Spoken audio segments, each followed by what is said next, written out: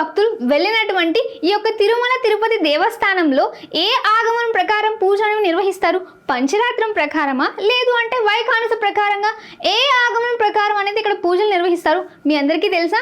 చాలా మంది EO aspirants ఇక్కడే కన్ఫ్యూజ్ అవుతూ ఉంటారు. సో దాని గురించి ఇప్పుడు మనం తెలుసుకుందాం. ఇంతకీ ఆగమం అంటే ఏంటి?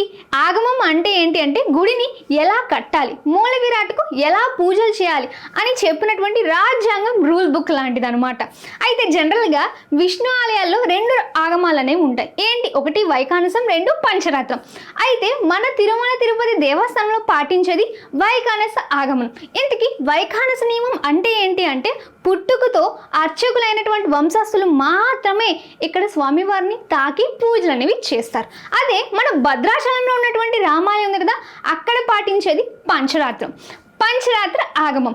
ఇందులోని సరైన దీక్ష తీసుకున్నటువంటి ఎవరైనా సరే స్వామివారికి పూజ అనేది చేయొచ్చు. అయితే రేపు మీకు ఎగ్జామ్లో మిమ్మల్ని ఇరికించడానికి వైఖానస ఆగమం ఆద్యుడు అంటే మూలకర్త ఎవరు అని అడుగుతారు. అప్పుడు ఆన్సర్ మీరు ఏం చేస్తారు తెలిస్తే కామెంట్ చేయండి. ఆన్సర్ ఏంటి అంటే విఘ్నస మహర్షి.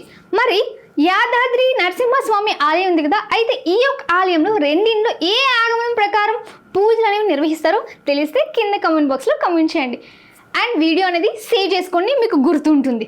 అండ్ ఇలాంటి మరెన్నో అప్డేట్స్ కోసం మన పేజ్ని ఫాలో కొట్టండి, మన ఛానల్ని సబ్స్క్రైబ్ కూడా చేసుకోండి. Thank you.